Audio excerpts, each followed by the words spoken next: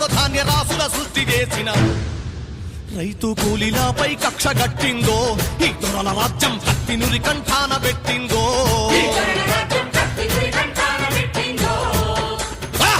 హింస పెరుగుతున్నదో పేదోళ్ల నెత్తురు ఏరులయ్యి పారుతున్నదో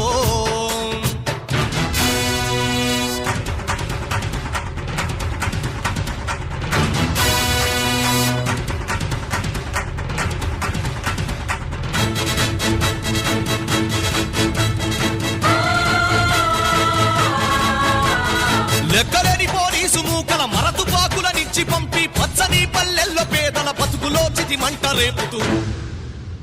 చిత్రహింసలు పెట్టుతున్నారో